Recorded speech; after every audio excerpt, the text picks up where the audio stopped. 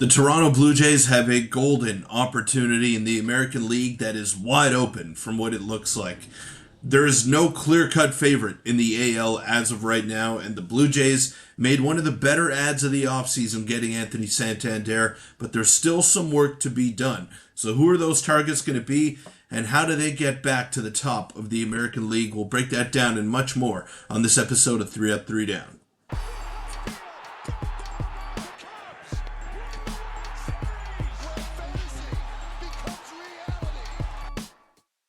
What's up, everybody? Welcome into 3 Up, 3 Down. I'm your host, Peter Vrionis, and today we're just going to be talking about a little bit of the discourse around the Toronto Blue Jays right now. I mean, it was widely regarded as a very good signing, getting Anthony Santander, at least amongst their own fan base. Then everyone else from the outside was kind of ripping into them for their desperation and giving Anthony Santander the contract that nobody else wanted to give him. I mean, whatever. At the end of the day, you needed power, and Santander was expected to get about $150 million before the offseason started, and now he got 92, and everyone is up in arms because it's the Blue Jays that gave him that contract. Make sure to hit that sub button, though, before we get into the video, because we are close to 3,000 subscribers, and your support has been great, so shout out to you guys. But this is what I'm talking about, and Max Scherzer is definitely a name that we need to keep our eye on, and Pete Alonso as well. And I don't think you get Scherzer without getting Pete Alonso before, so that is going to be an interesting thing to monitor for the Toronto Blue Jays. I mean, Pete Alonso, his track record is proven. Home run derby champ. The guy hits the piss out of the ball. I mean, he is power personified. He has so much raw power that he would definitely help out this Blue Jays lineup. And even though he had a down year last year, I believe an OPS under 800. Let me just go check that out for you guys right now. He had an OPS below 800 last year. And even if he replicates those numbers, I mean, he still hit 34 home runs, right? And he still showed that he is one of the best power hitters in the game of baseball. 2.6 WAR, nothing really stands out at you, but a 788 OPS, nothing great. 854 career OPS, which is great, and he's been above 800 every single season of his career, except for the last season. So I think he's great. I think he's exactly what this Blue Jays team needs. Not necessarily from a positional versatility standpoint, but just from a power hitting perspective, I think he would be the perfect ad for this Toronto Blue Jays team, as well as Max Scherzer. And if you even want to throw in Jurickson Profar in there, do it, because there's no shortage to how many pieces you need to compete with the Los Angeles Dodgers this season. I think as it stands right now, the Blue Jays have a chance to make the playoffs. I wouldn't necessarily put them in that mix as of right now. They still need another ad or two, in my opinion. But the American League, as I mentioned in the introduction, wide open. And you can see here Mark Feinsand, who said that the Blue Jays have expressed interest in Pete Alonso and Jurickson Profar.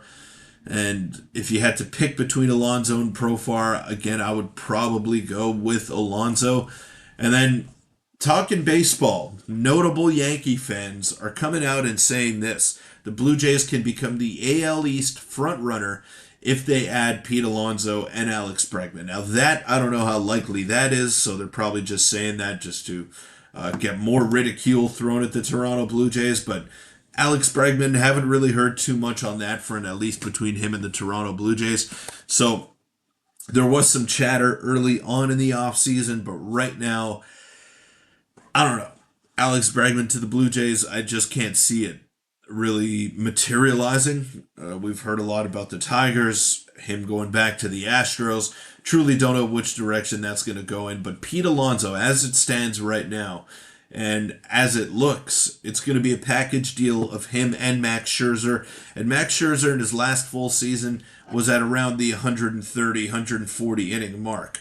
So if he can replicate those kinds of numbers, the veteran presence that he has, I mean, that would be a welcomed addition for the Toronto Blue Jays. So he he was at 150 innings his last full year. and he was at a 3.77 ERA over those 152 innings, 3.2 WAR. So he's still got a little bit left in the tank. Obviously, the stuff is not what it used to be back in those prime heydays of Max Scherzer, but still a very experienced player, a guy with playoff chops, and a very talented player in his own right. Someone that is intense, that will lead that rotation in the right direction, and a great stopgap option considering all of the other guys that are waiting in AAA to be called up, whether it's Trey Savage, whether it's Jake Bloss, whether it's Ricky Tiedemann, who's going to miss the entire year with an injury. You have Alek Manoah as well, who's going to be rehabbing, could make his way back into the rotation at some point in August or early September.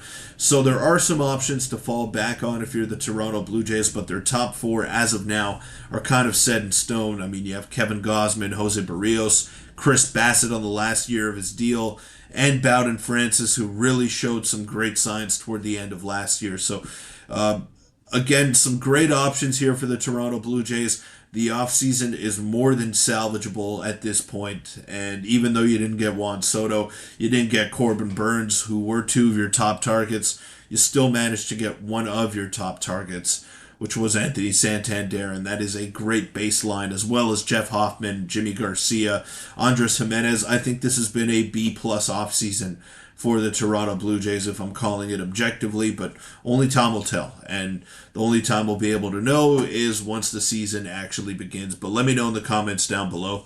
Do you want the Blue Jays to pursue Pete Alonso? Do you think that is the right fit? And does Vladdy move back to third base in order to make that happen? I'll see you all tomorrow.